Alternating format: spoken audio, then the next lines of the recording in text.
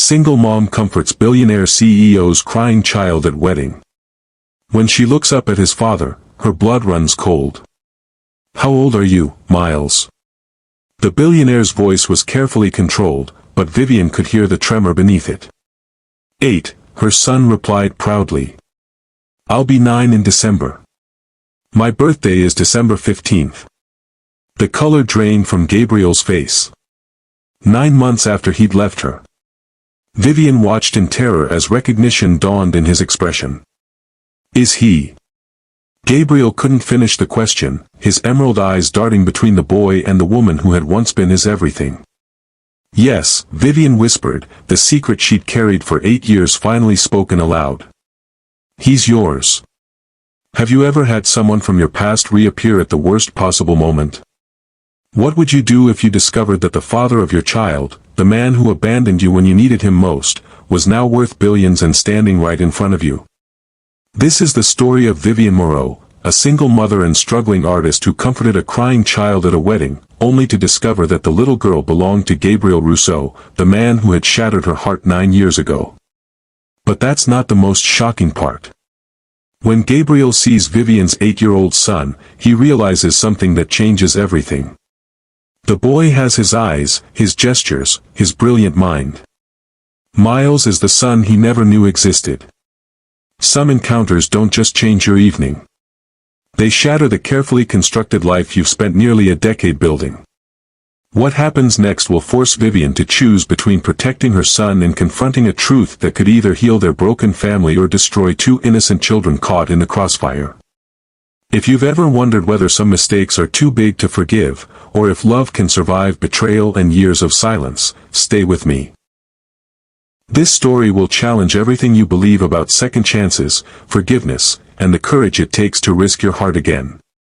Hit that like button if you're ready to dive into a story that proves sometimes the universe has plans we never saw coming, and let's discover together whether some love stories are strong enough to survive being broken twice. The morning had started like any other Saturday in the modest coastal town of Seabrook Harbor. Vivian Moreau stood in her cramped studio apartment, wrestling with her 8-year-old son's bow tie while he fidgeted impatiently. "Mom, it's choking me," Miles complained, tugging at the formal wear with obvious distaste. "Do I really have to wear this uncomfortable thing all day?" "Just until after the ceremony, sweetheart," Vivian promised, smoothing down his unruly dark hair that never seemed to cooperate no matter how much gel she used. "Then you can loosen it during the reception. And remember, there will be other children there for you to play with." Miles made a face that suggested he doubted the quality of wedding children as potential friends. What if they're all boring? What if they don't like science or art or anything interesting? Vivian knelt to his level, adjusting his tiny black jacket. "Then you'll teach them something new. That's what makes you special, Miles. You see wonder in everything, and you help others see it too." The truth was, Vivian had her own reservations about attending this wedding. The invitation had arrived 3 weeks ago, elegantly embossed with gold lettering that screamed expensive. Her college roommate Sarah was marrying into old money, the kind of wealth that made Vivian acutely aware of every frayed edge on her second-hand dress and every scuff on Miles' shoes. "Tell me again why we're going to this fancy party," Miles asked as Vivian checked her reflection one final time in the cracked bathroom mirror. "Because Sarah was my friend in college, and friends support each other during important moments," Vivian explained, applying a final coat of lipstick with practiced efficiency. "Even when those moments happen in places that cost more than we make in a year." The drive to the Whitmore estate took them along the scenic coastal highway, past mansions that grew progressively larger and more imposing. Miles pressed his nose against the window, eyes wide with fascination rather than envy. "Look at that house, Mom. It has towers like a castle. Do you think real people live in places like that?" "Very real people," Vivian assured him. "People who put their pants on one leg at a time, just like us. Money doesn't make someone more important, Miles. Remember that." But as they pulled through the iron gates of the Whitmore estate, Vivian felt her confidence wavering.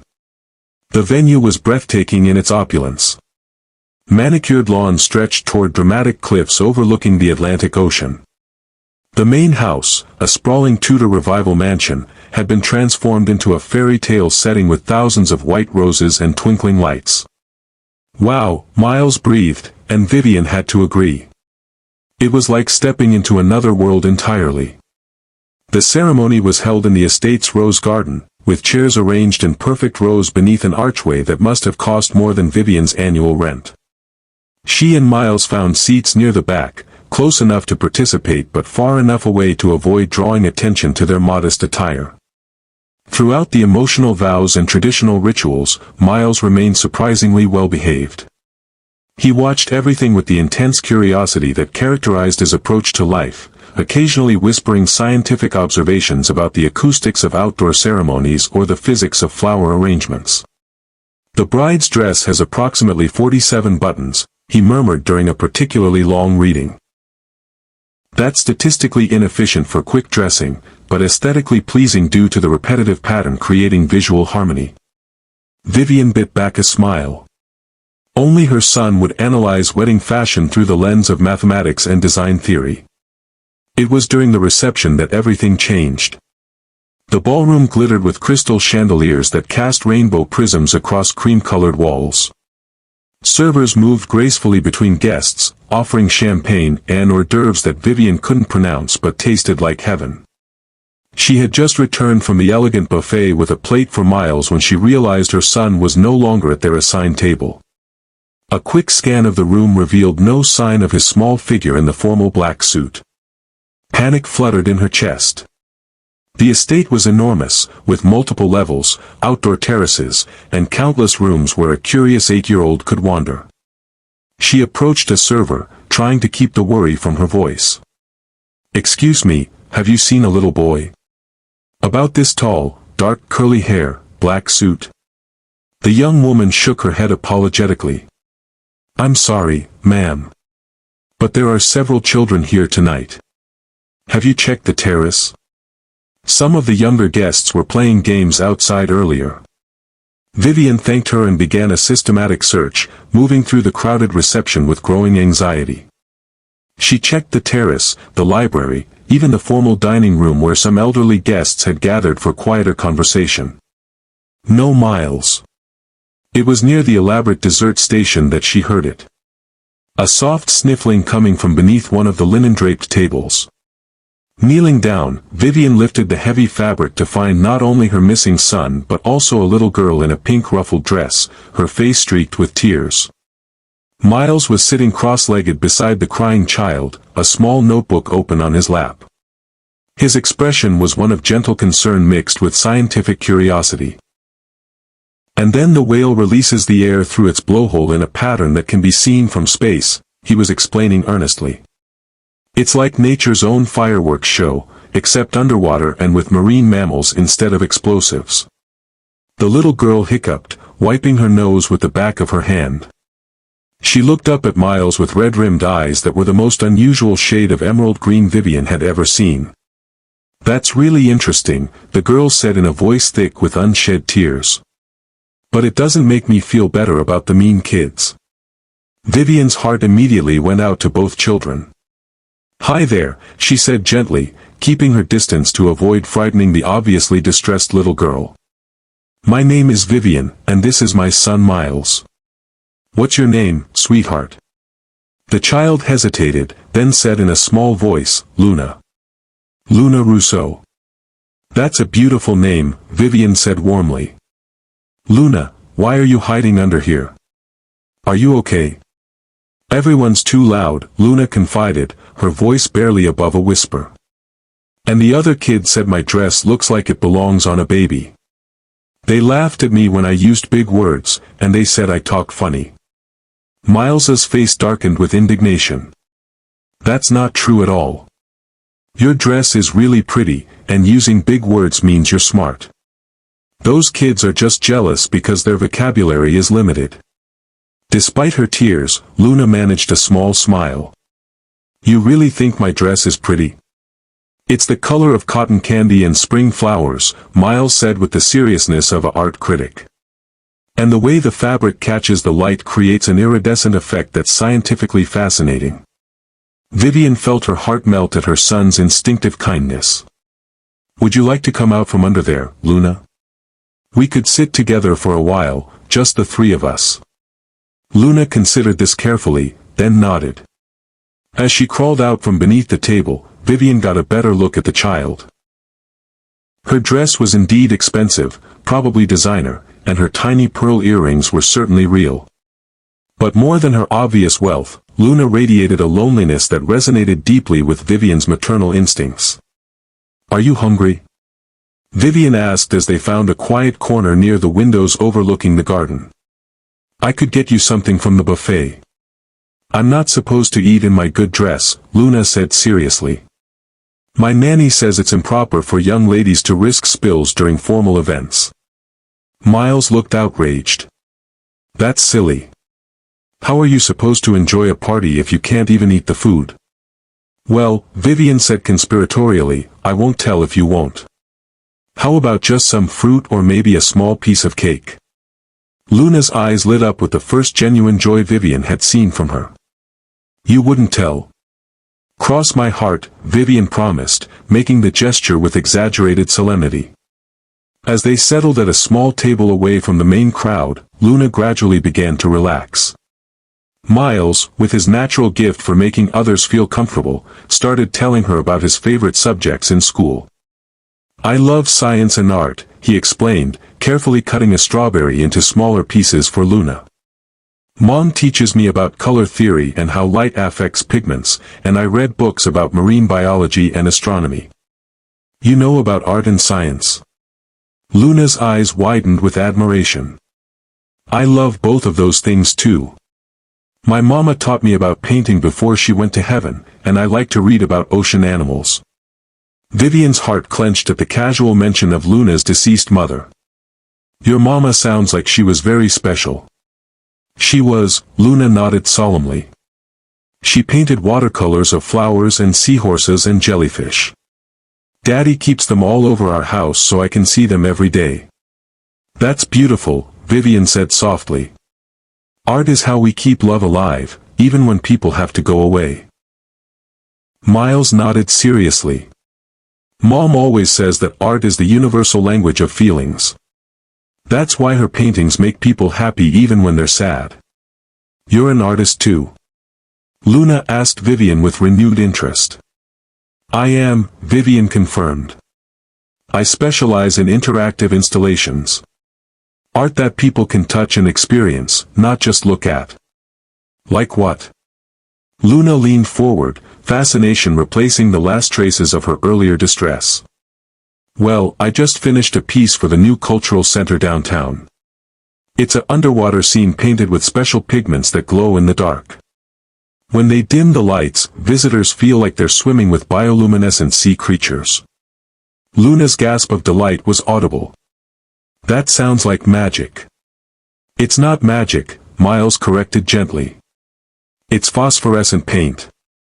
The pigments absorb light energy and then release it slowly, creating the illusion of glowing. It's actually quite scientific. Science can feel like magic when you understand how beautiful it really is, Vivian added, watching the interaction between the children with growing warmth. They were interrupted by a commotion near the ballroom entrance. Several staff members were speaking in urgent tones, and Vivian caught fragments of conversation about a missing child and someone named Mr. Rousseau. I think they're looking for you, Luna, Vivian said gently. Your daddy is probably worried. Luna's face fell. Do we have to go find him? I'm having so much fun with you and Miles. Your family needs to know you're safe, Vivian explained. But that doesn't mean our conversation has to end. We can all go together. Miles brightened. And I can show you my rock collection sometime. I have 17 different types of quartz and a piece of genuine meteorite. Really? Luna's excitement was infectious. I'd love to see them. A harried-looking event coordinator spotted them and approached with obvious relief. Oh, thank goodness. Are you Luna Rousseau? Your father has been beside himself with worry. I'm sorry, Luna said in a small voice. I was hiding because the other children were mean to me. Well, let's get you back to your father immediately, the coordinator said, then turned to Vivian. Thank you so much for keeping her safe. Mr. Rousseau is checking the East Gardens. I'll escort you there right away. As they walked through the elegant corridors and out onto the moonlit terrace, Vivian found herself wondering about Luna's father. Clearly a wealthy man, given the staff's deferential treatment and Luna's expensive clothing. Probably one of those corporate types who was too busy for proper fatherhood, considering the child's obvious loneliness and the presence of a nanny rather than a parent at the wedding. The East Gardens were a masterpiece of landscape architecture, with winding paths lined by flowering shrubs and dramatic lighting that turned the space into something from a fairy tale. They could hear voices calling Luna's name from various directions. Luna. Princess, where are you? The deep voice carried clearly across the garden, filled with genuine worry and love. Luna's face immediately brightened. That's Daddy, she said, tugging on Vivian's hand. He sounds scared. We should let him know I'm okay.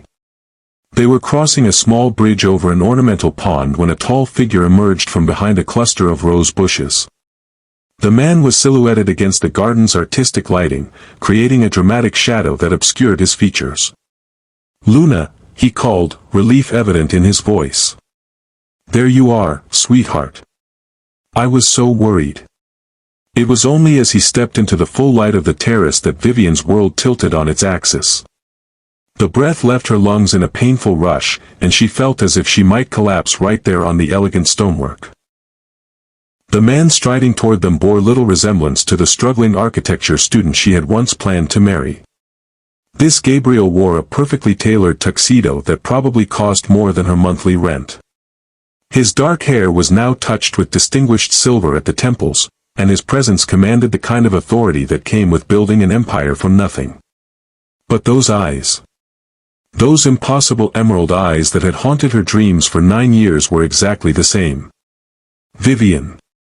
Gabriel stopped dead in his tracks, his voice carrying a mixture of shock, disbelief, and something that might have been longing. I never imagined. Neither did I, she managed, her voice barely audible over the thundering of her own heartbeat. The salt air carried the sound of children's laughter from the main terrace, but all Vivian could hear was the blood rushing in her ears. She stood frozen beside the ornamental bridge, her hand still gripping Miles' shoulder, staring into eyes she hadn't seen in 9 years. Luna broke the tension by running to her father, throwing her small arms around his waist. Daddy, I found the nicest people. This is Miles, and he knows everything about whales and space and rocks. And this is his mama, Vivian. She makes art that glows in the dark like real magic. Gabriel knelt to his daughter's level, but his gaze never left Vivian's face. That was very kind of them to take care of you, princess. What do you say? Thank you for being so nice to me, Luna said seriously, looking between Vivian and Miles. And for not telling on me about eating strawberries in my good dress. Despite the emotional earthquake occurring between the adults, Vivian found herself smiling at the child's earnest gratitude. You're very welcome, sweetheart. It was then that Gabriel's attention shifted to Miles, and Vivian watched in growing horror as recognition dawned in his expression. Her son stood beside her, his small hand trustingly clasped in hers, completely unaware that his world was about to change forever. The resemblance was unmistakable once you knew what to look for. The same stubborn cowlick that defied all attempts at taming. The same expressive hands that gestured when he spoke with passion about his interests. And most damning of all, those distinctive amber-flecked eyes that had been passed down through generations of the Rousseau family. How old are you, Miles? Gabriel asked quietly, his voice carefully controlled but betraying an underlying tremor. 8, Miles replied proudly, completely unaware of the significance of his answer. I'll be 9 in December. My birthday is December 15th. The color drained from Gabriel's face. Vivian could practically see him doing the calculation, counting back 9 months from Miles' birthday to the night she had conceived their child. The night before, Gabriel had disappeared from her life without explanation, leaving only a hastily written note and a diamond engagement ring on her pillow. "Luna, sweetheart," Gabriel said, his voice strained with the effort of maintaining composure, "why don't you show Miles the fountain with the colored lights? I need to speak with his mother for a moment." The children, blissfully oblivious to the adult drama unfolding around them, scampered toward the elaborate water feature that dominated the center of the garden. Their excited chatter about underwater lighting and the physics of water pressure created a surreal soundtrack to the most important conversation of Vivian's life. Gabriel stood slowly, his movements careful and deliberate, as if sudden motion might shatter the fragile moment. When he faced her fully, Vivian saw a complex mixture of emotions playing across his features. Shock, certainly. But also pain, regret, and something that looked remarkably like desperate hope. "Is he?" He couldn't finish the question, but the truth hung in the air between them as clearly as if he had shouted it. "Yes," Vivian whispered, the secret she had carried for 8 years finally spoken aloud.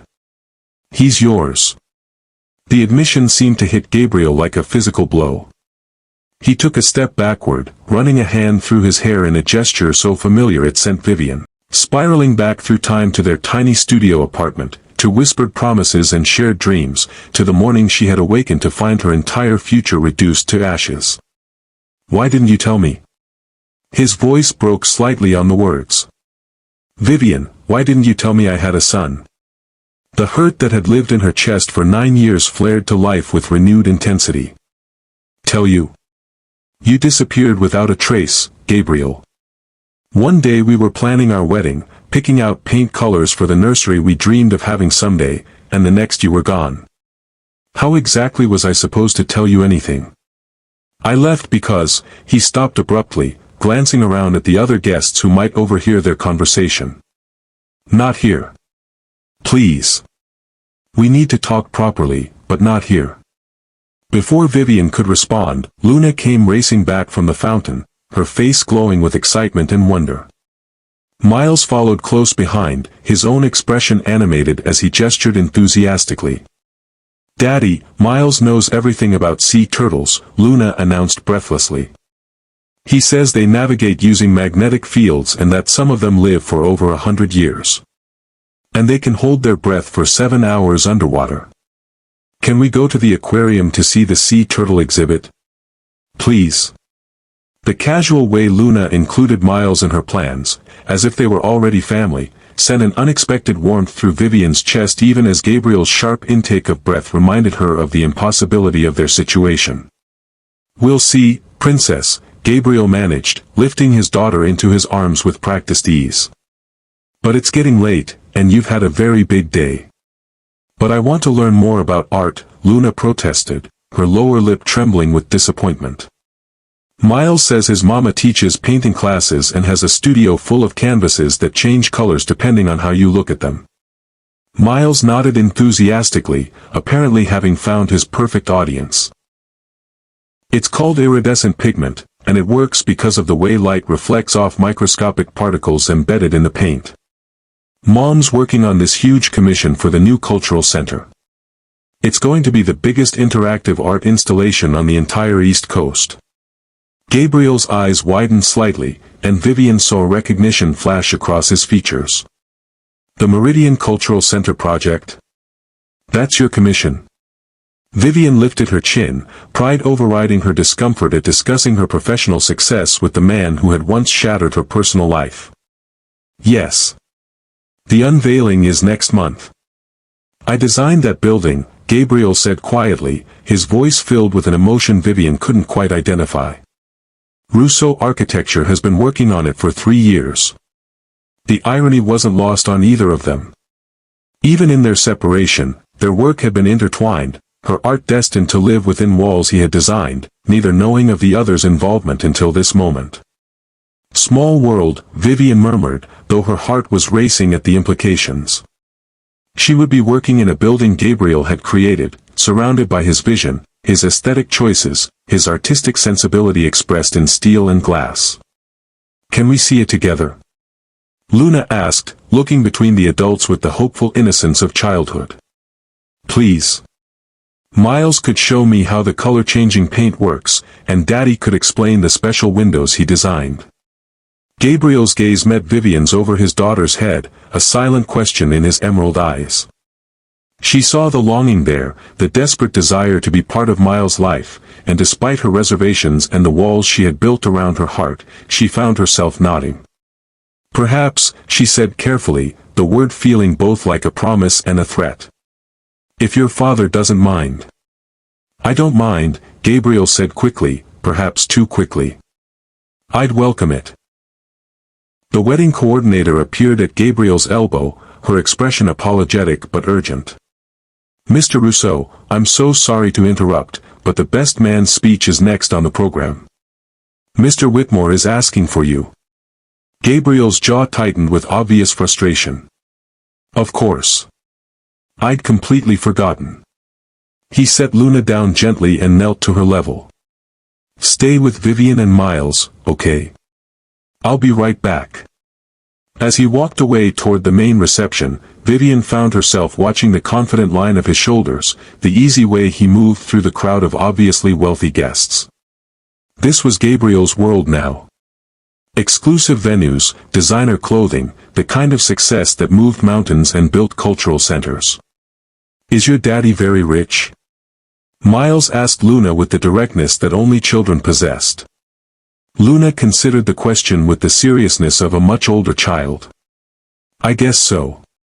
He has a big house with lots of rooms and several cars, but he's sad a lot.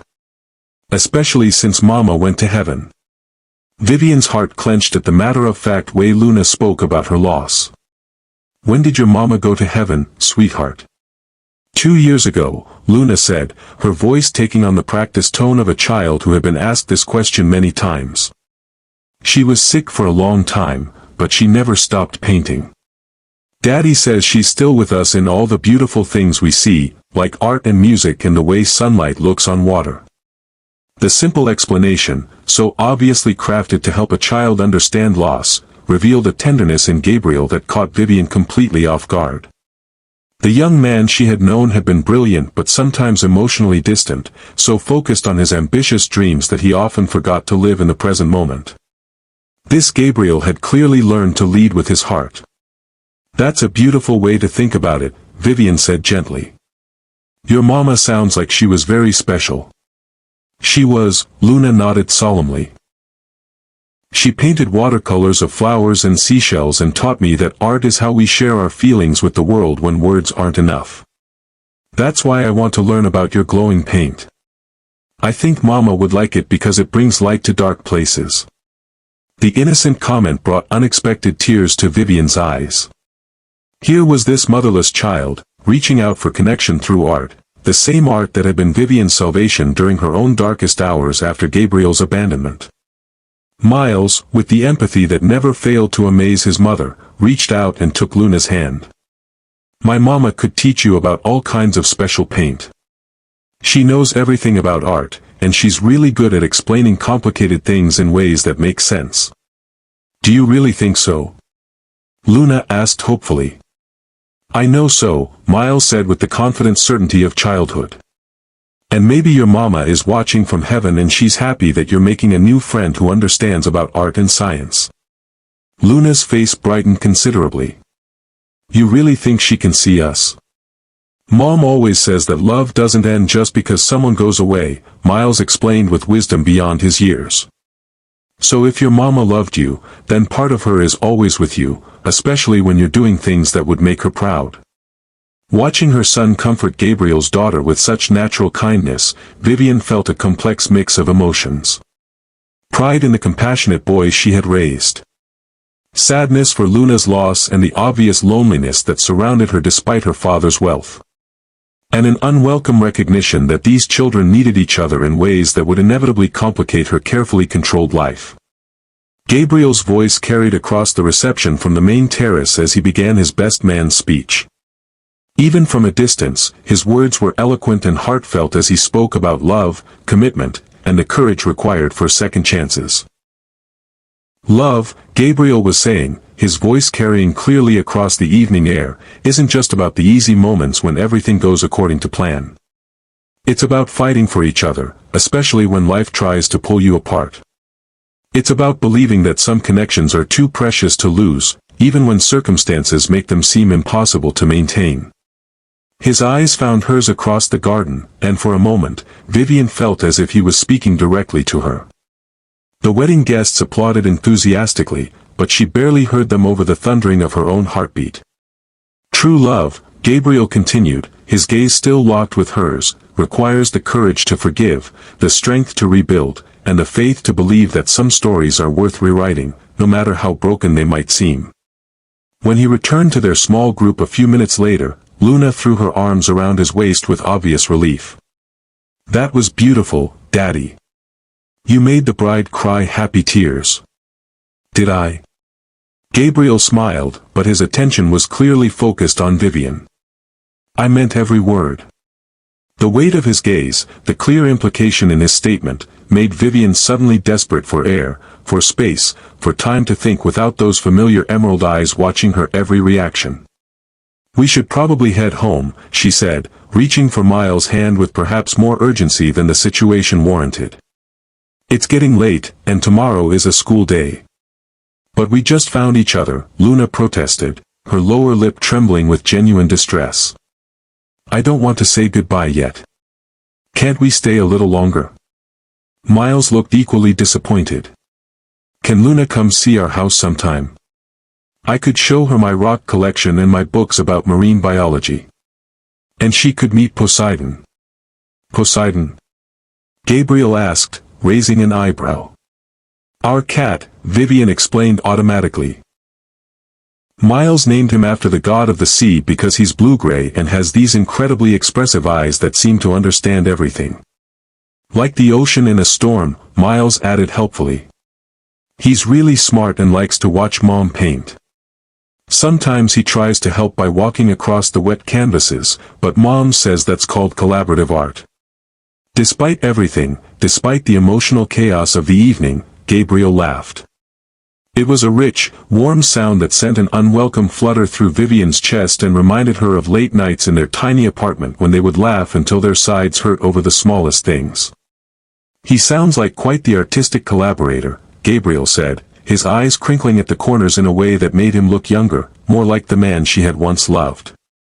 "He is," Miles said proudly. "Mom says every great artist needs a muse, and Poseidon is ours. He has very strong opinions about color choices." "Perhaps," Gabriel said carefully, his tone deliberately casual, "Luna and I could visit your studio sometime. If your mother doesn't mind, that is." All three pairs of eyes turned to Vivian. Two children's faces full of hope and excitement, one adult's carefully guarded but clearly longing for her acceptance. She felt cornered by their combined expectations, trapped between her instinct to protect Miles from potential heartbreak and her inability to disappoint the children who had formed such an obvious connection. "I suppose that would be acceptable," she heard herself saying, immediately questioning her own judgment even as the words left her mouth. "The studio is attached to our house. Nothing fancy, but Miles enjoys showing off the workspace." "We'd be honored," Gabriel said simply, and something in his tone made her believe he genuinely meant it. The irony is incredible. Comment below if you think this is fate or just cruel coincidence. As they exchanged contact information, Vivian couldn't help but notice how Gabriel's fingers lingered when their hands accidentally brushed while he passed her his business card.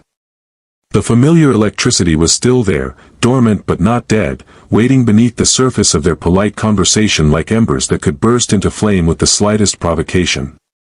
She glanced at the card automatically and froze.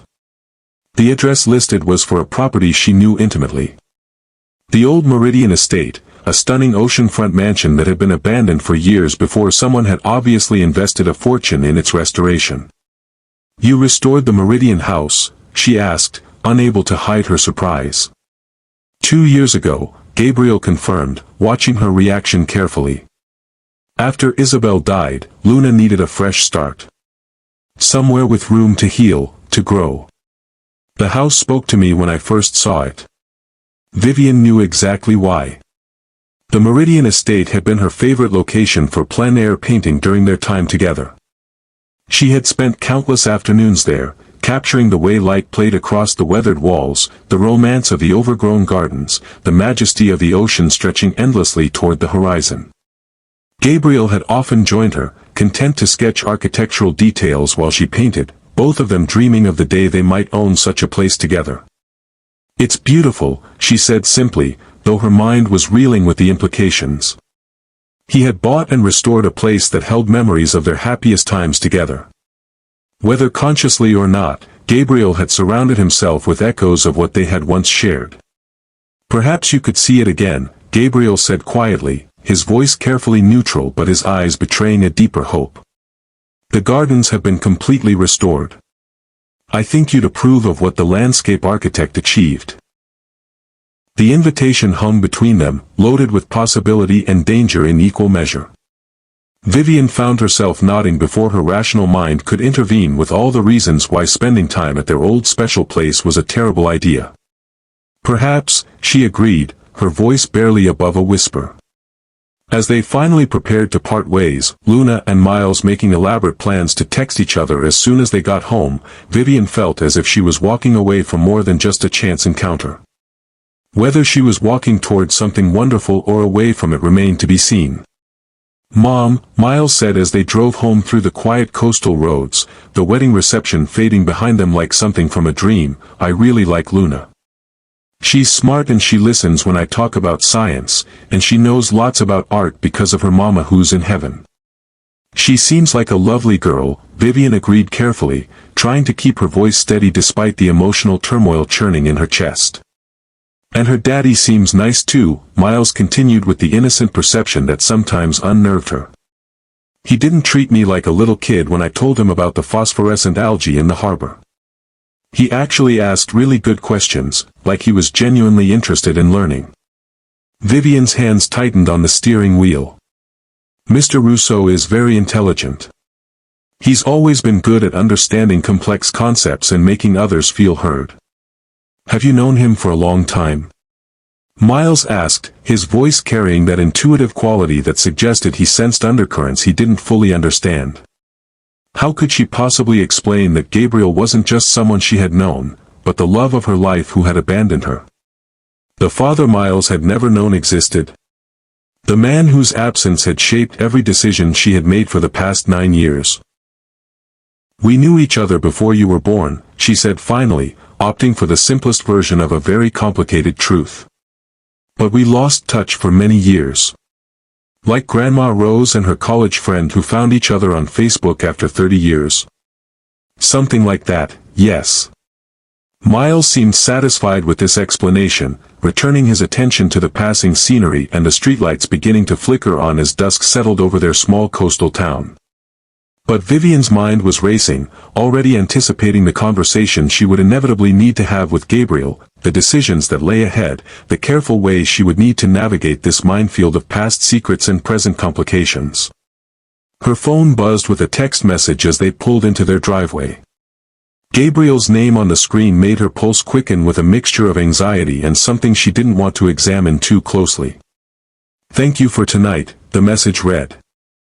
"Luna hasn't smiled like that since her mother died. I know this situation is incredibly complicated, but seeing Miles, being near you again after all these years. Some things are worth fighting for, even after 9 years of silence. I hope you'll give me the chance to explain everything, to be the father Miles deserves and the man you once believed I could become." Vivian stared at the message until the screen went dark, her heart hammering against her ribs with painful intensity. She wanted to be angry, to maintain the protective distance she had built around herself and Miles like armor against further heartbreak. But seeing Gabriel with Luna, witnessing his obvious growth and maturity, his transformation from the ambitious but emotionally distant young man she had known into a devoted father, had cracked something open inside her that she had thought permanently sealed. Whatever came next would require a kind of courage she wasn't sure she possessed. The courage to face the past without flinching. The courage to consider forgiveness for abandonment that had nearly destroyed her. The courage to risk her heart again for the possibility of something she had given up believing in long ago. As she helped Miles get ready for bed, her son chattering excitedly about Luna and the promise of seeing the restored Meridian house, Vivian made a decision that felt both inevitable and terrifying. She would see Gabriel again, not just for the children's sake, but to find out if the love that had once burned so brightly between them could possibly survive the ashes of abandonment and betrayal. Some stories, she realized, are too significant to leave unfinished. And sometimes, life offers second chances disguised as chance encounters at elegant weddings, wrapped in the innocent laughter of children who have no idea they're about to change everything. The question wasn't whether she would see Gabriel again. That was inevitable now. The question was whether she had the strength to open her heart to the possibility that some love stories, no matter how broken, can find their way back to happily ever after. The next morning brought clarity with the sunrise streaming through her studio windows, but it also brought a decision that would change everything. Vivian stood before her easel, paintbrush suspended in midair, staring at the canvas without really seeing it. Her phone had been buzzing all morning with messages she was afraid to read. Miles bounded into the studio with his usual morning energy, Poseidon the cat trailing behind him like a blue-gray shadow. "Mom, can I text Luna this morning? I want to tell her about the meteor shower that's happening next week." After breakfast, Vivian said automatically, then paused. "Miles, how would you feel if Luna and her father came to visit our studio?" Her son's face lit up like a Christmas tree. "Really? When? Can I show her my rock collection? And the way you mix the phosphorescent pigments? She's going to love seeing how the colors change when you add the binding agent." Watching her son's genuine excitement, Vivian felt her resolve strengthening. Whatever complicated emotions Gabriel's return had stirred up, Miles deserved the chance to form friendships that brought him joy. And if that meant confronting her past, then so be it. Her phone rang, Gabriel's name appearing on the screen. She stared at it for 3 rings before finally answering. "Hello, Gabriel." "Vivian." His voice was softer this morning, less controlled than it had been at the wedding. "I hope I'm not calling too early. I wanted to thank you again for last night, for being so kind to Luna." "She's a lovely child," Vivian said carefully. "You've raised her well." There was a pause, weighted with all the things they hadn't said. "I was wondering if that invitation to see your studio still stands. Luna hasn't stopped talking about the glowing paint, and honestly, I'd like to see what you've accomplished. Your art was always extraordinary, but what Miles described sounds revolutionary." The professional acknowledgement caught her off guard. "It's just phosphorescent pigment technology applied to large-scale installations. Nothing revolutionary." "Don't diminish your achievements," Gabriel said quietly. "I've followed your career, Vivian. The piece you did for the Children's Hospital in Portland made national news. The way you created an entire underwater world that helped young patients feel brave during treatments. That's not just art. That's healing. You've been following my career." The revelation sent an unexpected warmth through her chest. "I never stopped wondering what you were doing, if you were happy, if your dreams were coming true." His voice carried a note of regret. "I know I have no right to say that, but it's the truth."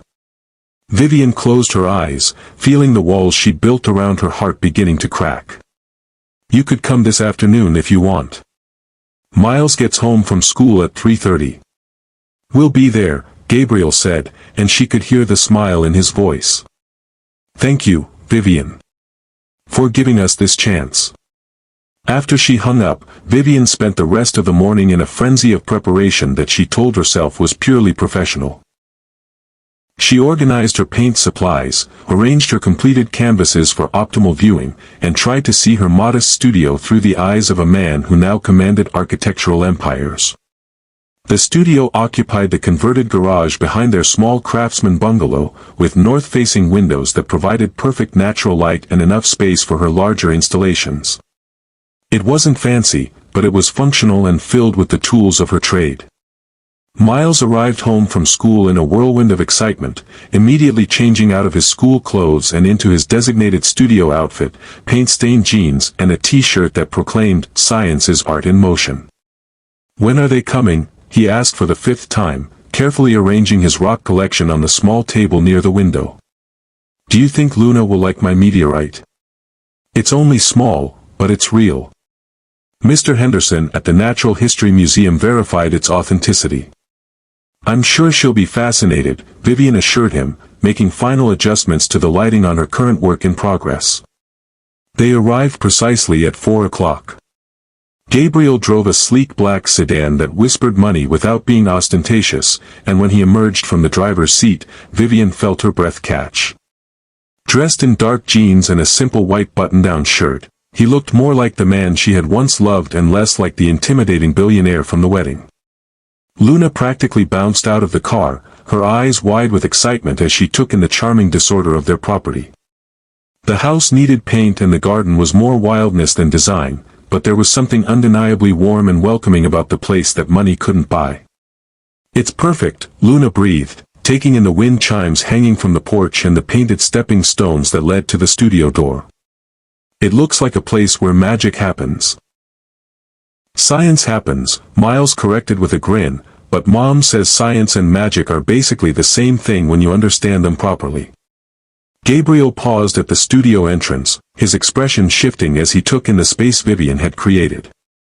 The walls were lined with completed works in various stages, from small experimental pieces to the massive canvas that would soon become the centerpiece of the cultural center installation. Vivian, he said softly, his voice filled with genuine awe. This is incredible. She felt heat rise in her cheeks at the admiration in his tone. It's just a converted garage. It's your sanctuary, he said, moving deeper into the space with the careful respect of someone who understood the sacred nature of creative work. You've built something beautiful here. Luna was already examining the nearest canvas with the intensity of a serious art critic. The colors seem to move when I look at them, she observed, tilting her head to change her angle of view. How do you make them do that? That's the iridescent pigment I told you about, Miles explained, moving to stand beside her. Mom mixes microscopic particles into the paint that reflect light differently depending on your viewing angle. It's based on the same principle that makes soap bubbles rainbow-colored. Can you show me how it works? Luna asked, looking hopefully at Vivian. Of course, Vivian said, warming to her favorite subject. But first, let me show you something really special. She led them to the back corner of the studio where her latest experimental piece waited under a cloth covering. With a dramatic flourish that made both children giggle, she pulled away the fabric to reveal a canvas painted with what appeared to be an ordinary seascape. It looks like a regular painting, Luna said, clearly trying to be polite despite her disappointment. Ah, but wait, Vivian said, moving to the light switch. This is where the magic happens. She dimmed the overhead lights, and suddenly the painting transformed. Bioluminescent sea creatures seemed to swim through the underwater scene, jellyfish pulsed with ethereal light, and schools of fish created trails of blue-green fire across the canvas. Both children gasped in delight, but it was Gabriel's reaction that made Vivian's heart skip.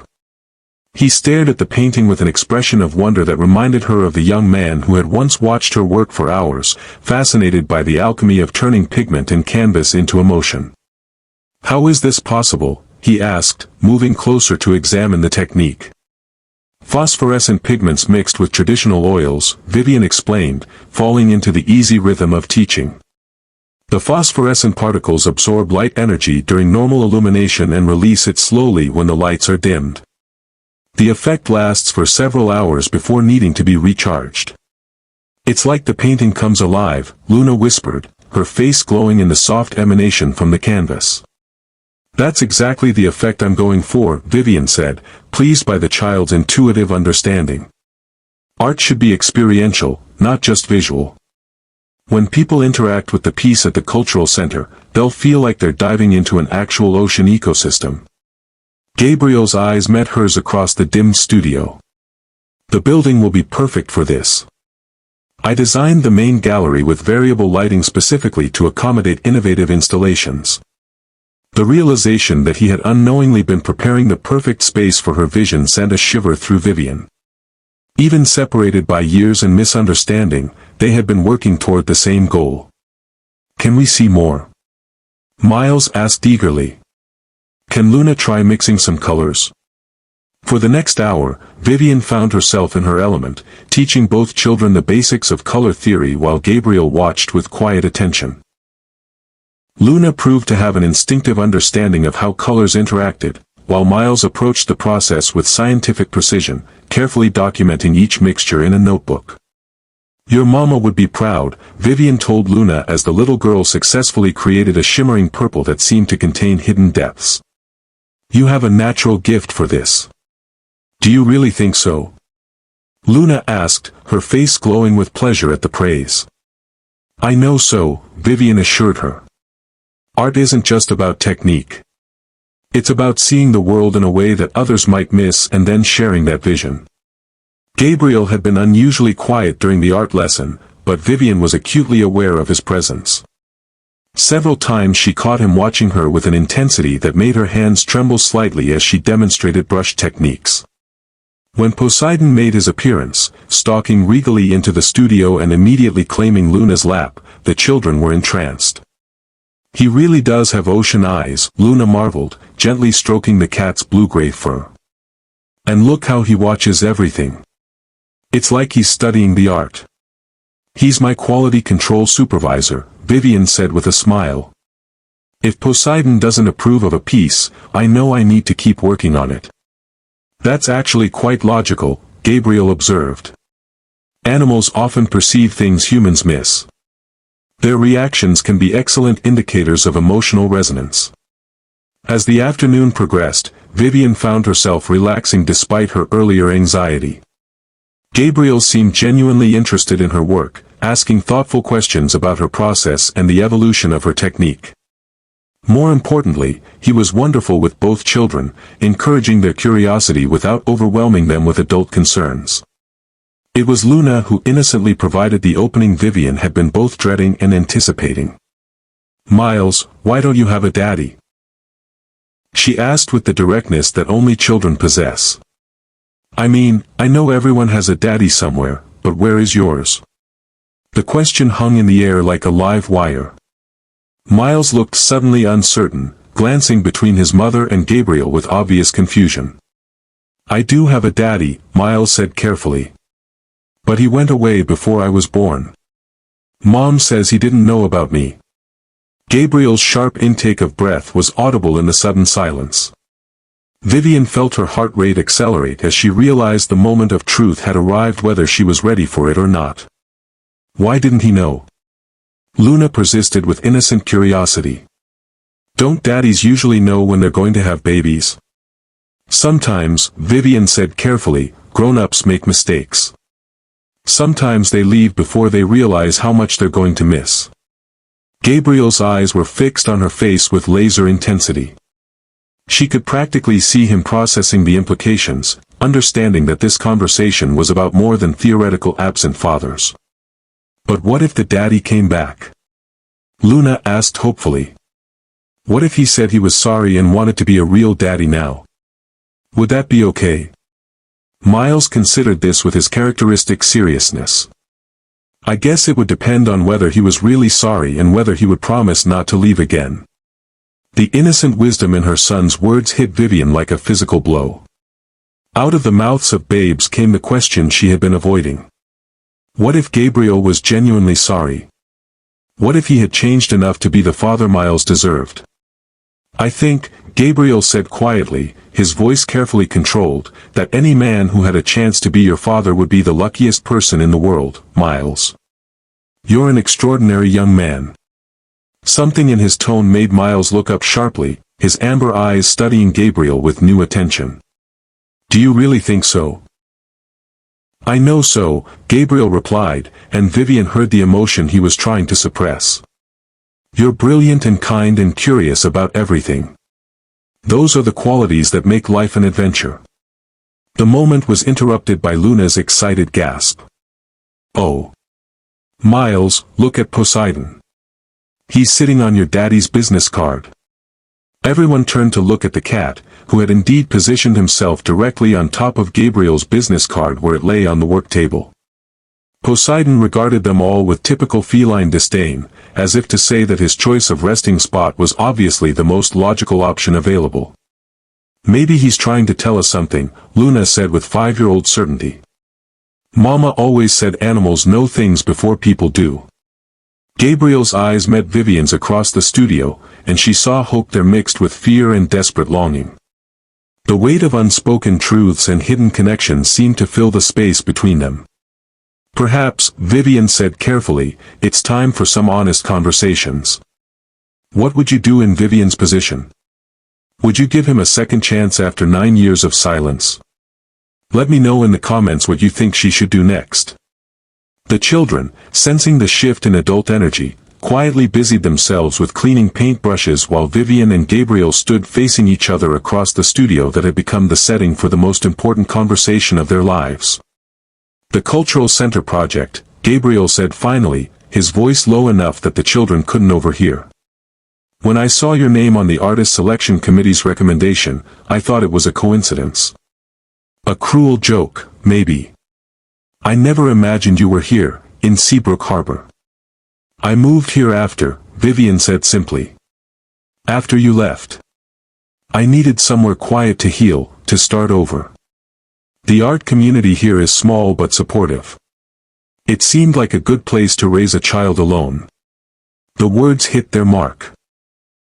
Gabriel winced visibly, running a hand through his hair in the gesture she remembered so well. "Vivian, I know you have no reason to believe anything I say, but I need you to know that leaving you was the biggest mistake of my life. Not a day has passed that I haven't regretted it." "Then why?" The question she had carried for 9 years finally escaped. "Why did you leave without explanation? Without giving me a chance to understand or fight for us?" Gabriel glanced toward the children, who were now absorbed in showing Poseidon the various art supplies, then back to her. "Because I was a coward. Because I thought I was protecting you from the truth about how badly I had failed." "What truth? What could have been so terrible that abandoning the woman you claimed to love seemed like the better option?" The pain in her voice was raw and immediate, and Gabriel looked as if she had struck him. "I was drowning, Vivian. The architectural firm I was working for went bankrupt. The student loans were in default. I had creditors calling at all hours, threatening legal action. I was 3 months behind on rent for that tiny apartment we shared." Vivian frowned, confused. "But you never told me things were that bad. We were supposed to be partners, supposed to face everything together." "I know," Gabriel said quietly. "But you were so excited about the gallery showing your work, so proud of the way your career was taking off. I couldn't bear to drag you down into my failure." "So you just left," Vivian said, the old anger flaring to life. "You made the decision for both of us." "There's more," Gabriel continued, his voice dropping even lower. "The morning I left, I got a call from Marcus Wellington. He was offering me a position with his firm in New York, but only if I could start immediately and commit to 2 years of exclusive travel assignments. International projects, 60 hours a week minimum, no time for relationships or personal commitments." "And you chose the job over us," Vivian said flatly. "I chose what I thought was the only way to dig myself out of debt and build a future that might eventually be worthy of you," Gabriel corrected. "I thought if I could establish myself, make something of my career, maybe I could come back and ask for your forgiveness." "But you never came back," Vivian pointed out, her voice breaking slightly. "Not until last night." Gabriel's expression grew pained. "I tried.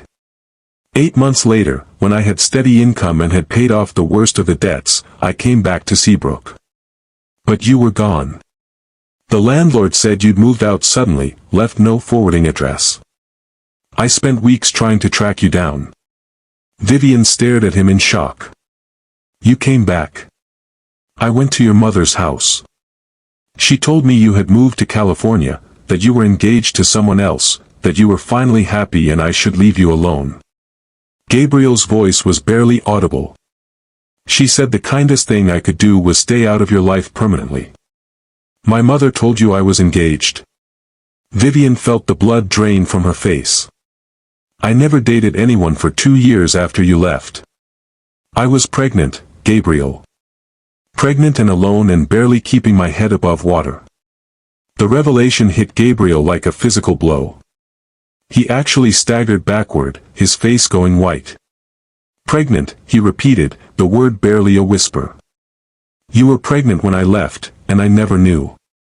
I didn't know either, Vivian admitted, tears beginning to slide down her cheeks. I found out 3 weeks after you disappeared.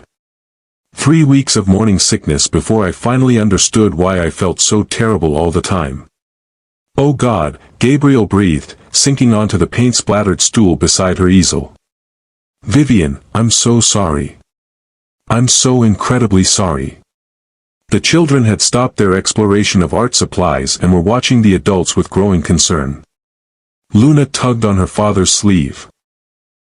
Daddy, why is Miss Vivian crying? She asked in a small voice.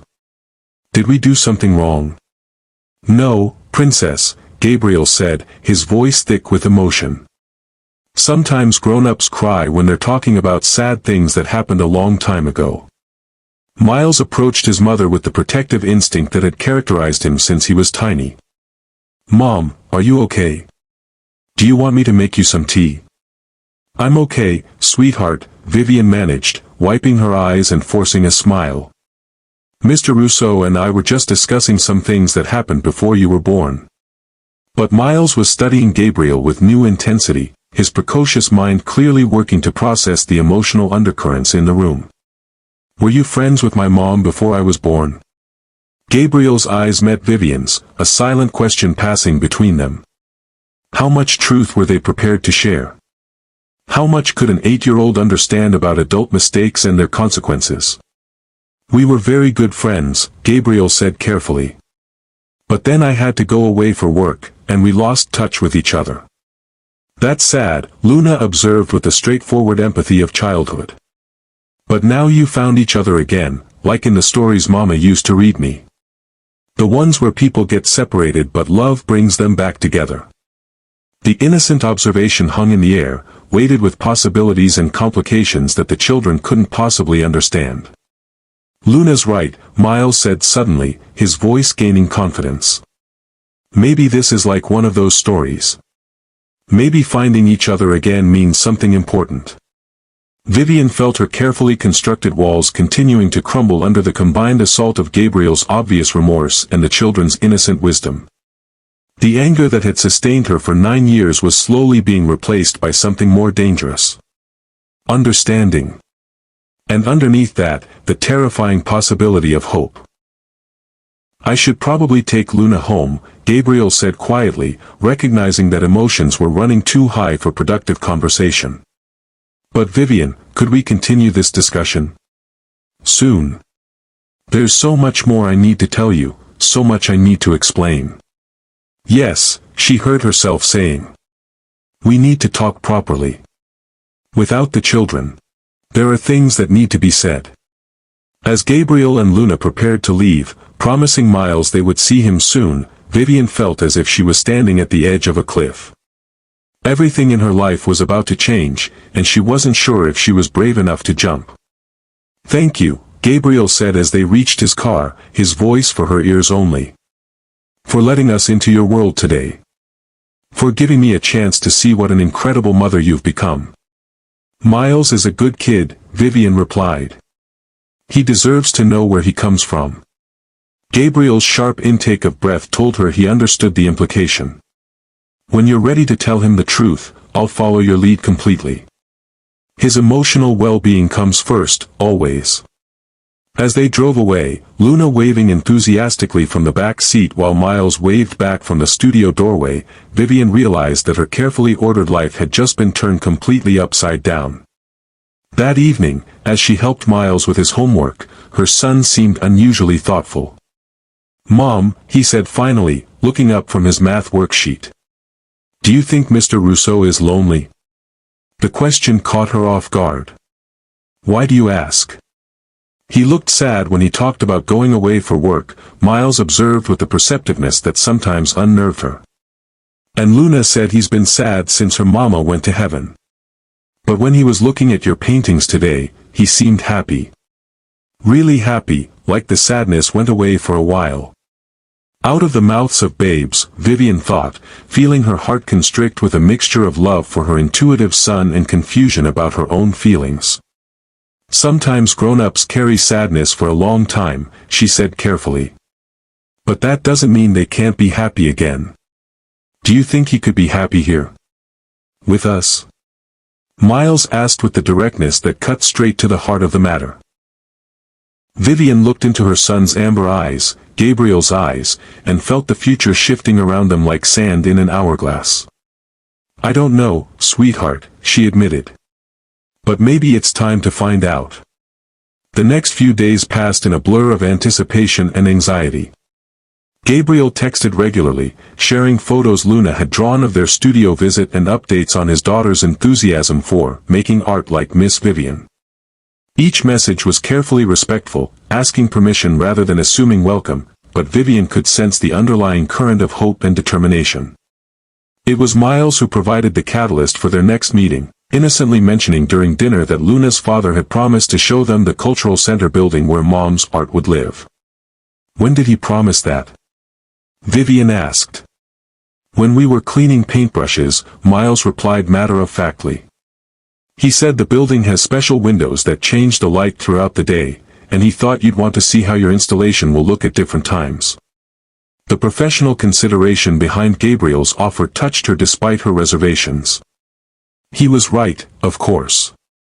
She needed to see the space under various lighting conditions to finalize her vision for the installation. Her phone rang that evening, Gabriel's name appearing on the screen with the regularity that was becoming familiar. I hope Miles didn't overstep by mentioning the building tour, Gabriel said without preamble. But I thought you might want to see the space before you commit to the final design. That's actually very thoughtful, Vivian admitted. I was wondering about the natural light variations. Are you free tomorrow afternoon? I could pick you both up around 2. Luna's been asking to see where your art will live. The casual way he included both children in the plan, as if they were already a unit, sent an unwelcome flutter through Vivian's chest. All right. But Gabriel? Yes. After we see the building, we need to have that conversation. The real one. About everything. There was a pause, then Gabriel's voice, quieter and more vulnerable than she'd heard since his return. I know. I've been both dreading and hoping for it since the moment I saw you at that wedding. Tomorrow then, Vivian said, feeling as if she was signing a contract that would change the course of all their lives. Tomorrow, Gabriel agreed. And Vivian? Thank you. For giving me this chance. I know I don't deserve it. As she hung up, Vivian realized that somewhere between anger and understanding, between protecting Miles and wanting him to know his father, her feelings for Gabriel were becoming dangerously complicated once again. The Meridian Cultural Center was even more impressive in daylight than in the architectural renderings Vivian had seen. Gabriel had designed a building that seemed to grow organically from the coastal landscape, its flowing lines and extensive use of glass creating a sense of transparency and connection with the surrounding environment. It's breathtaking, Vivian murmured as they approached the main entrance, where massive windows offered views of both the harbor and the town beyond. Wait until you see the interior, Gabriel said, obvious pride in his voice. The main gallery was designed specifically for installations like yours. Luna and Miles raced ahead, their excited chatter echoing in the soaring space of the main atrium. The building felt alive with possibility, every surface and angle calculated to enhance rather than compete with the art it would house. The phosphorescent installation will be here, Gabriel explained, leading them into the main gallery. I designed this space with variable lighting systems and climate control that will maintain optimal conditions for your medium. Vivian moved through the space slowly, her artist's eye cataloging sight lines and light sources, but her heart responding to something deeper. This wasn't just a building Gabriel had designed. It was a love letter to art itself, a space created by someone who understood the sacred relationship between artist, artwork, and audience. You designed this for my work specifically, didn't you? She asked quietly, realization dawning. Gabriel's smile was rueful. When I saw your name on the artist recommendation list, I may have made some modifications to the original plans. The lighting system, the wall surfaces, even the traffic flow through the gallery. Everything was optimized for phosphorescent installations. The children were exploring the interactive elements Gabriel had incorporated into the space, but Vivian found herself studying the man who had created this temple to artistic expression. Why? She asked simply. Because even after 9 years, I remembered how your eyes lit up when you talked about creating art that people could experience with their whole bodies, not just their eyes, Gabriel said. Because I wanted to build something worthy of your vision. The simple honesty in his words cracked her defenses a little further. This wasn't just about professional respect or even guilt over their past. This was about a man who had carried her dreams with him for 9 years and had somehow found a way to honor them in steel and glass. As the afternoon progressed, Vivian found herself seeing Gabriel in yet another new light. He was patient with the children's endless questions, knowledgeable about every system in the building, and clearly passionate about creating spaces that elevated the human experience. Can we come back when Mom's art is finished? Miles asked as they prepared to leave. I want to see how it looks when all the sea creatures are glowing. Of course, Gabriel replied. In fact, I was hoping you might want to be here for the installation process. Your mom is going to need assistants who understand the technical aspects of her medium. The easy way he assumed Miles would be part of the process, that they would continue to be in each other's lives, should have alarmed Vivian. Instead, she found it oddly comforting. It was Luna who innocently provided the transition to their more serious conversation. Daddy, can Miles and Miss Vivian come see our house now? You promised to show them the gardens, and I want Miles to see my mama's paintings. Gabriel's eyes met Vivian's, a silent question passing between them. The restored Meridian estate, their old special place, where they would finally have the conversation that could heal or destroy whatever was left between them. If Miss Vivian doesn't mind, Gabriel said carefully. Vivian looked at her son's eager face, at Luna's hopeful expression, at Gabriel's guarded but desperate eyes, and felt the last of her resistance crumble. I'd like that very much, she said, and meant it.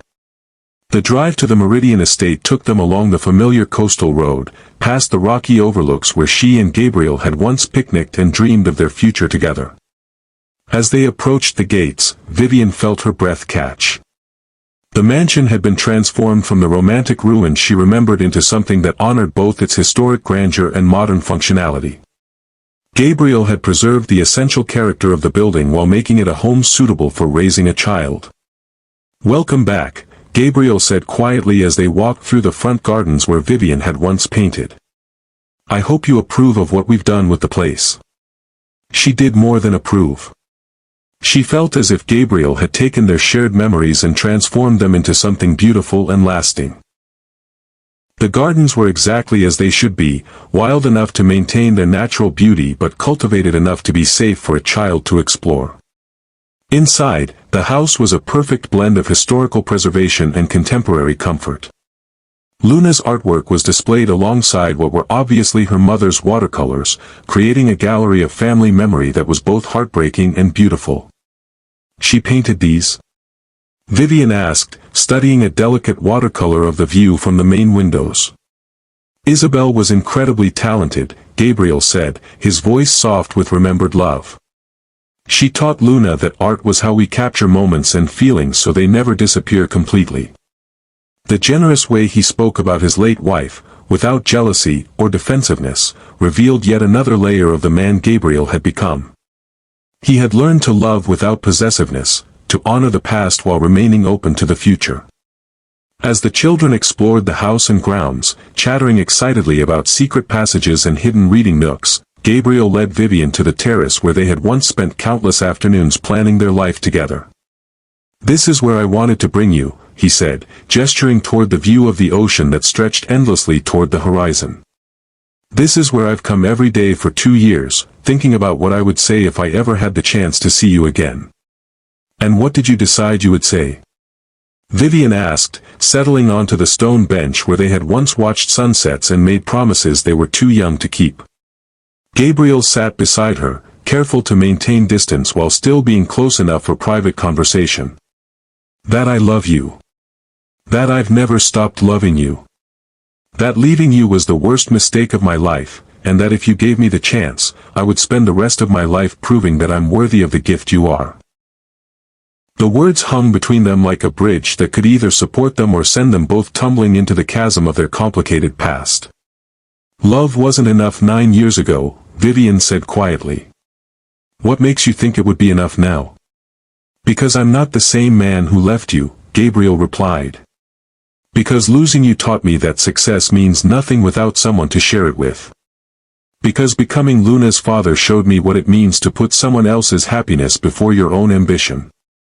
And because, he continued, his voice dropping to barely above a whisper, seeing Miles, knowing I have a son who grew up without me, has shown me exactly how much my choices have cost all of us. Vivian felt tears starting again, but this time they weren't born entirely of pain. He's an amazing kid, Gabriel. You would be proud of him. I am proud of him, Gabriel said fiercely. I'm proud of both of you. You raised an extraordinary human being under circumstances that would have broken most people. You built a career and a life and gave him everything he needed to thrive. You did what I was too weak and scared to do. You chose love over fear. The simple acknowledgement of her strength, her sacrifice, her success in building a life from the ashes of their broken relationship, meant more to Vivian than any apology could have. What happens now? She asked, the question that had been haunting her since that first moment of recognition at the wedding. Now we take it one day at a time, Gabriel said. We let the children get to know each other. We figure out how to tell them the truth about their relationship. We see if what we once had can be rebuilt into something even stronger. And if it can't be? Vivian asked, needing to know she had an exit strategy if her heart couldn't survive being broken again.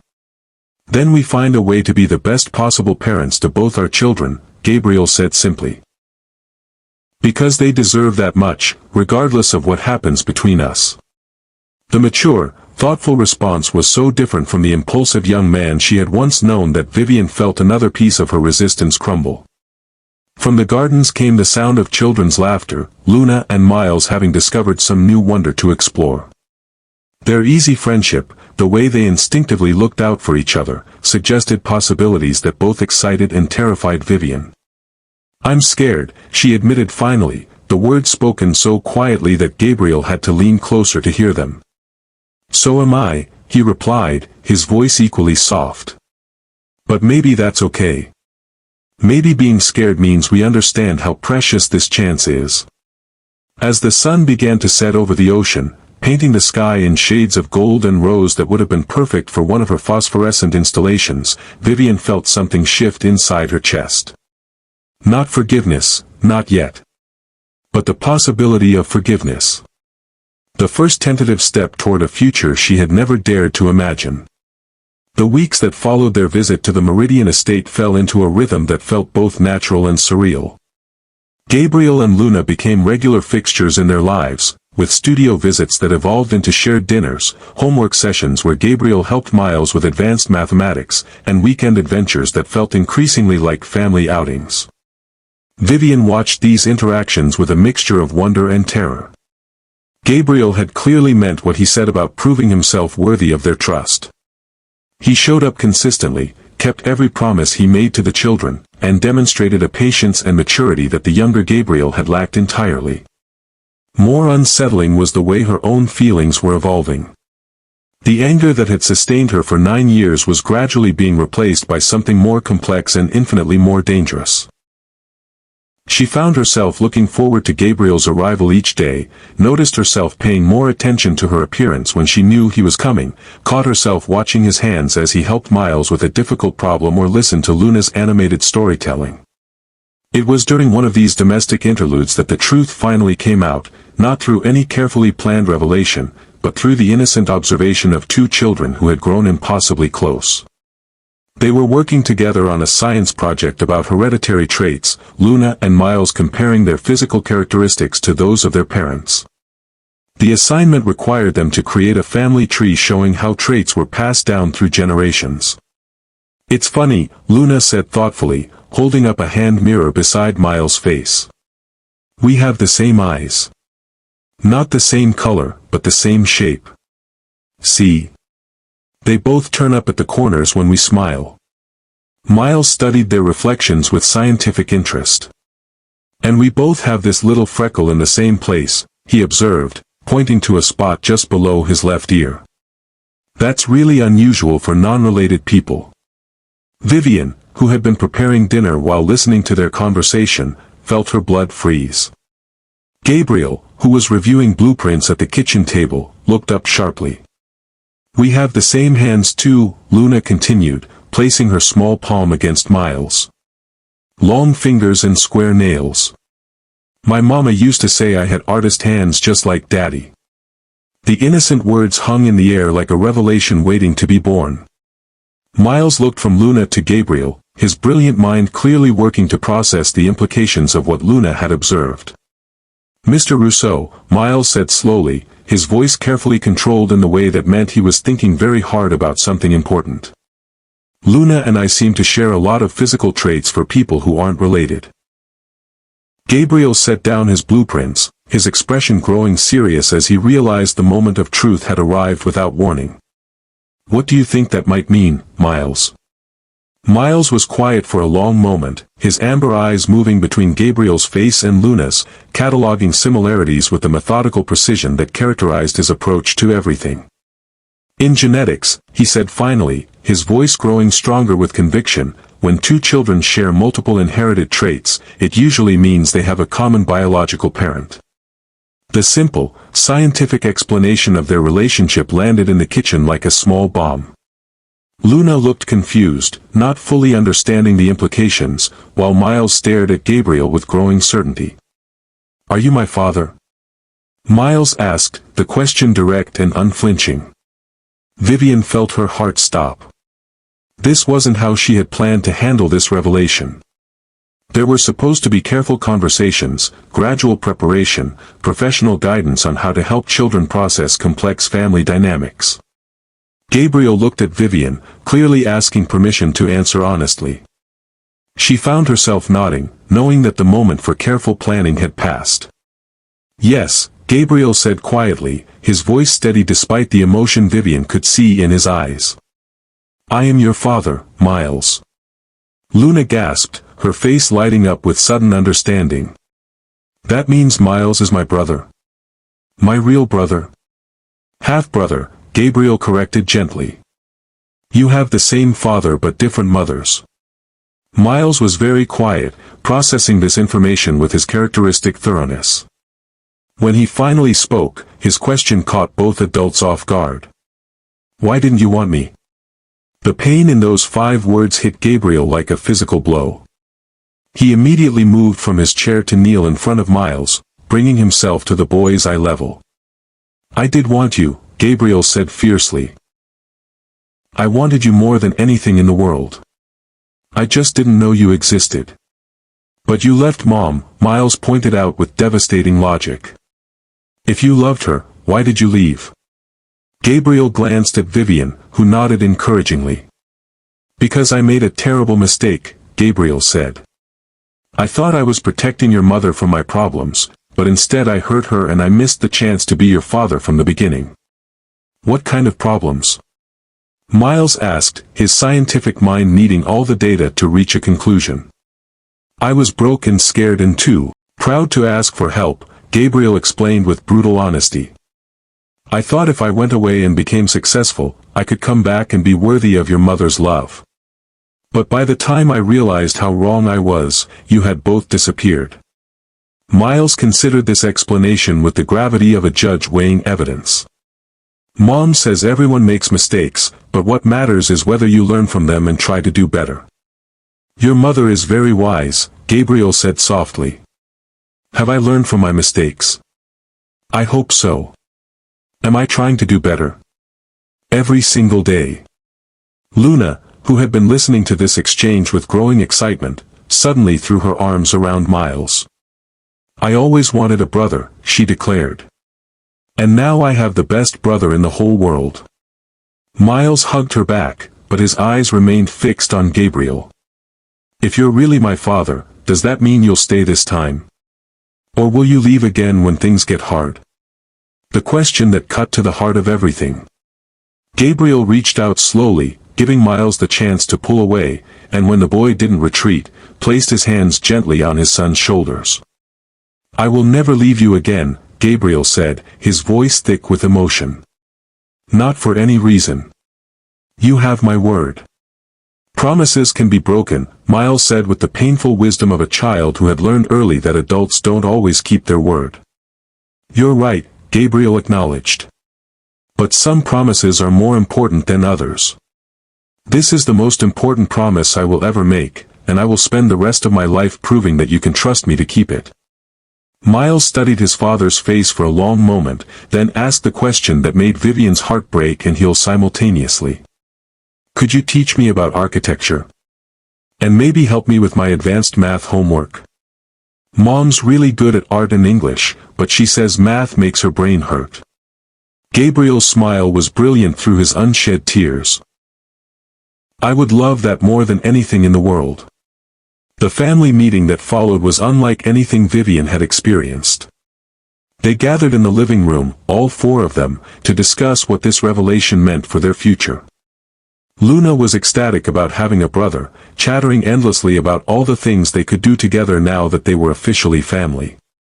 Miles was more reserved, but Vivian could see the hunger in his eyes as he watched Gabriel. Her son had spent 8 years wondering about his father, and now that mysterious figure had materialized not as a distant fantasy but as someone who was already part of their daily life. "What do we do now?" Miles asked practically. "Do I call you Dad? Do we all live together? Do I change my name?" "We take it slowly," Vivian said, finding her voice for the first time since the revelation began. "We figure out what feels right for our family." "Our family," Luna repeated happily. "I like the sound of that." Over the following days, they navigated the complex logistics of their new reality. Gabriel began staying for dinner more often, helping with bedtime stories, picking up Miles from school when Vivian had client meetings. The children adapted with the remarkable resilience of youth, accepting their new family structure as if it had always been meant to be this way. But it was the quiet moments that revealed the depth of the healing taking place. Gabriel reading to both children at bedtime, his voice gentle as he brought characters to life. Miles showing Gabriel his rock collection with the shy pride of a son seeking his father's approval. Luna insisting that family movie night required all four of them snuggled together on the couch. The most profound change was in Vivian herself. Watching Gabriel with their children, seeing the patient love he offered them both, she felt the last of her anger dissolving into something far more complex and infinitely more hopeful.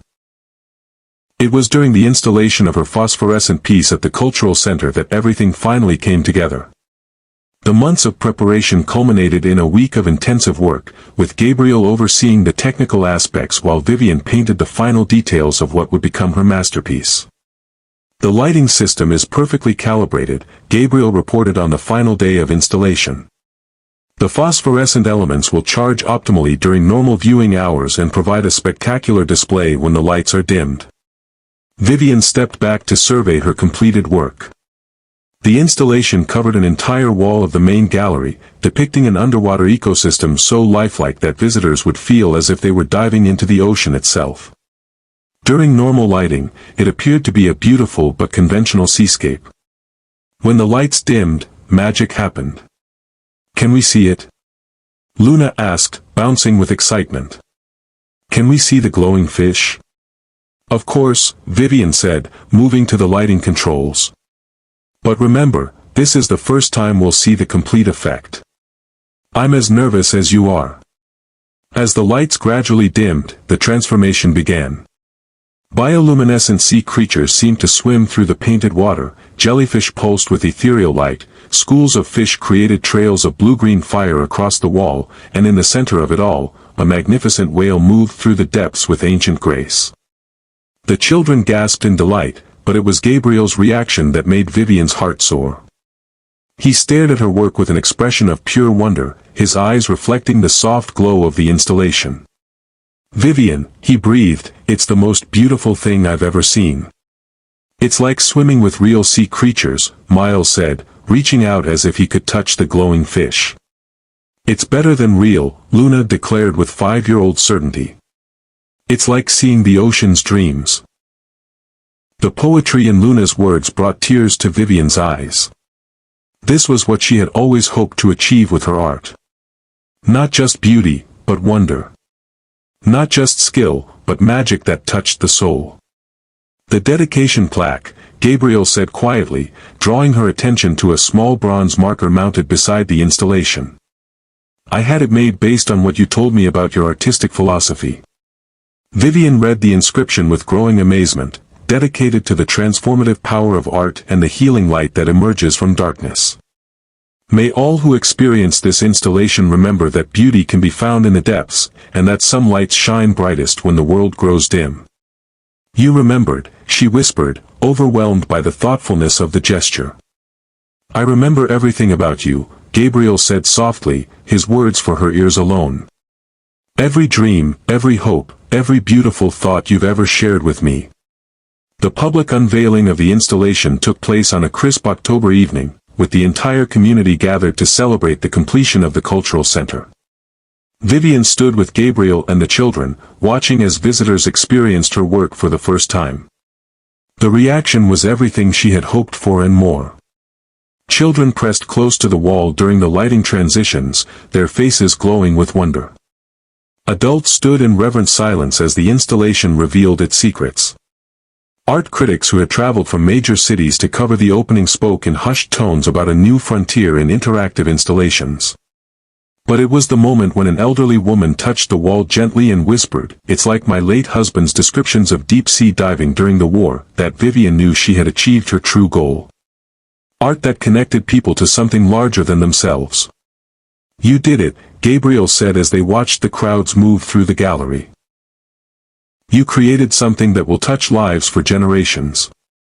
"We did it," Vivian corrected.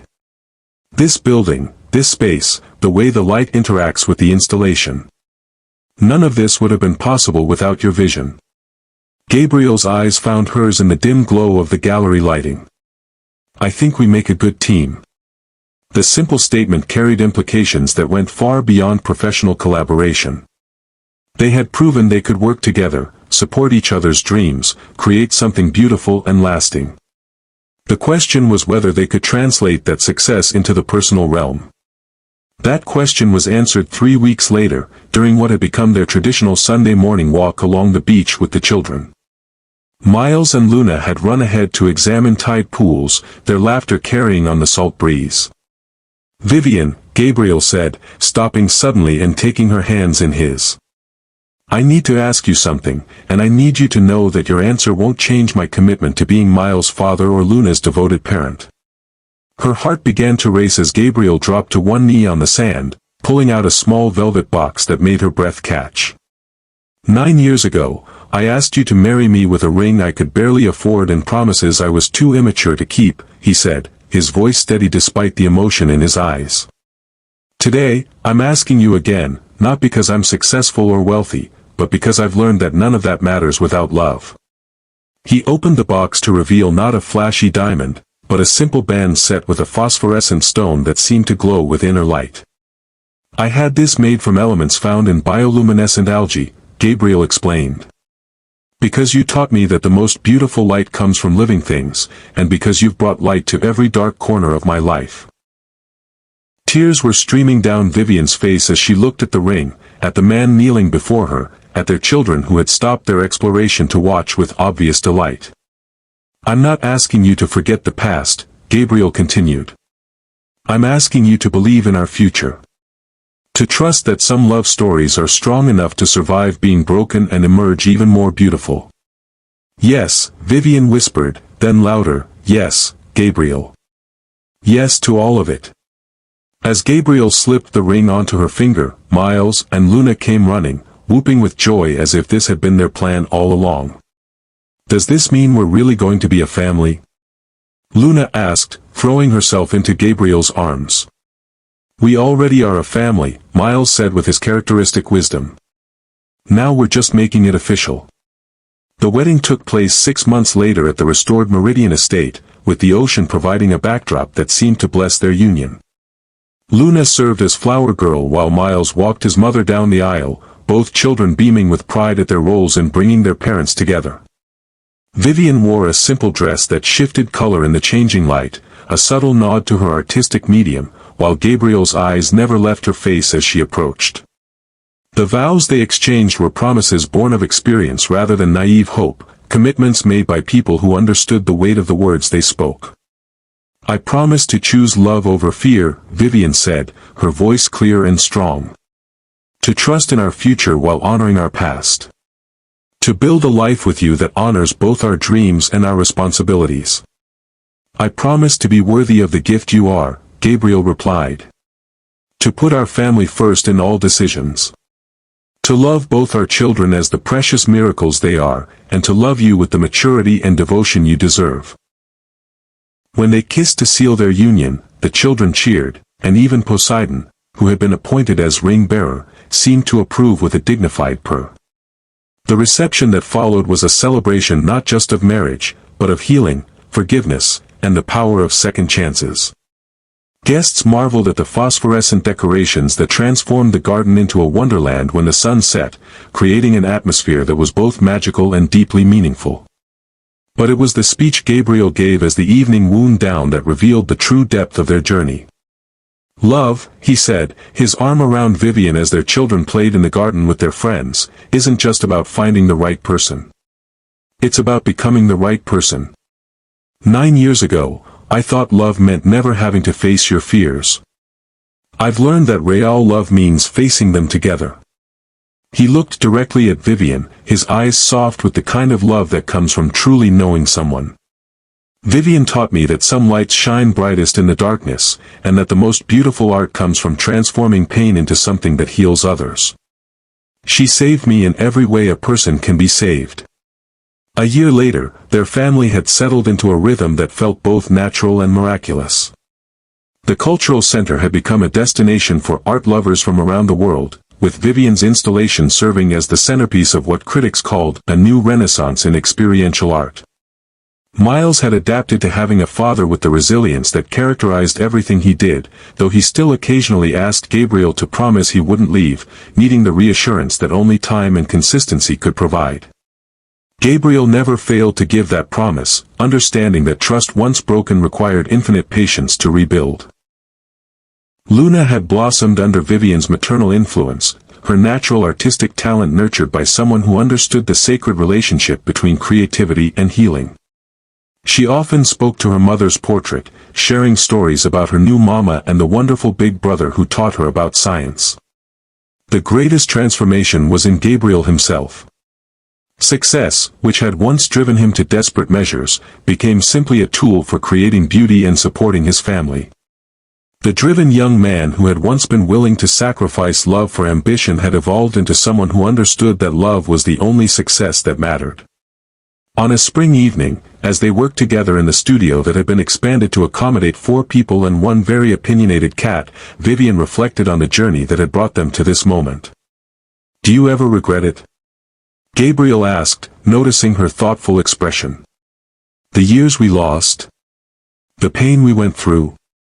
Vivian considered the question as she watched Miles teaching Luna about crystal formation while Gabriel sketched architectural plans for a new children's wing at the cultural center. "I regret the pain," she said finally. "But I don't regret the journey. We needed to become who we are now to build what we have now. The love we have today is stronger because it's been tested." Gabriel nodded, understanding the wisdom in her words. "Sometimes the most beautiful light comes from the deepest darkness."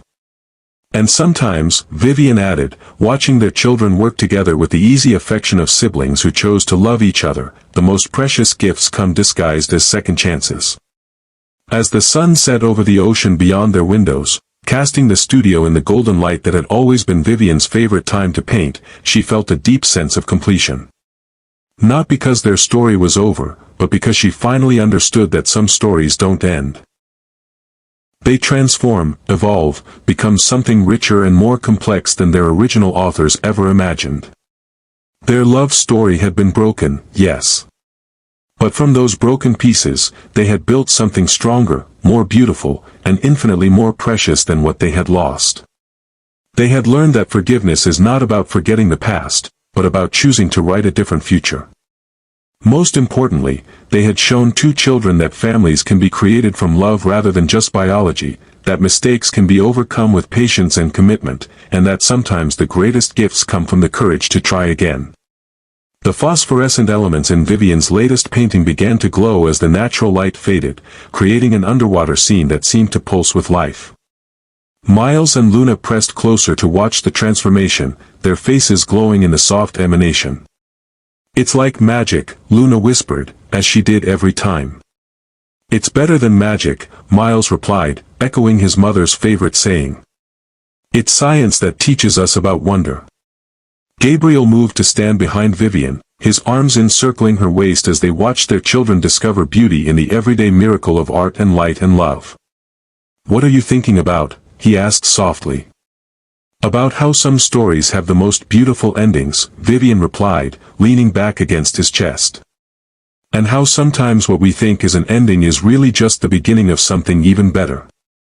Outside, the first stars were appearing in the darkening sky, their light reflecting off the ocean in patterns that would have made perfect inspiration for another phosphorescent installation. But for now, Vivian was content to be present in this moment, surrounded by the family they had built from hope and forgiveness and the unshakable belief that love, when it's real and true and patient, can overcome anything. The cat, ever the art critic, positioned himself in front of the glowing canvas and began to purr, his stamp of approval for both the artwork and the life they had created together. In the end, Vivian thought, Poseidon had been right all along. Sometimes the best collaborations come from the most unexpected partnerships, and the most beautiful art emerges from the courage to try again, to trust again, to love again, even after your heart has been broken. Their story had become a testament to the power of second chances, the healing nature of forgiveness, and the transformative magic that happens when two people choose to build something beautiful from the pieces of what was lost. Love had brought them back together, but it was choice, commitment, and the daily decision to put family first that would keep them together. And in teaching their children those lessons, they had created a legacy that would shine long after the phosphorescent paint faded. Some lights, after all, never truly dim. They just wait for the right moment to illuminate the darkness and show us the way home. What's your take on second chances in love? Have you ever experienced a situation where forgiveness led to something even more beautiful than what came before? Share your thoughts in the comments below, and don't forget to like this video if you believe in the power of love to heal even the deepest wounds. And if this story touched your heart, please subscribe for more tales about the courage it takes to rebuild broken relationships, the healing power of family, and the way love can transform even our deepest pain into something beautiful. Because sometimes the best stories are the ones that remind us that no matter how broken something appears, with enough love and patience and commitment, it can become stronger and more beautiful than it ever was before. Remember, life doesn't always give us the ending we planned. But if we're brave enough to keep our hearts open, it might give us something even better. The courage to love again, to trust again, to believe that some stories are worth rewriting, no matter how many times they've been broken. Hit that notification bell to be the first to hear new stories about love, forgiveness, and the magic that happens when we choose hope over fear. Because the world needs more stories like this one.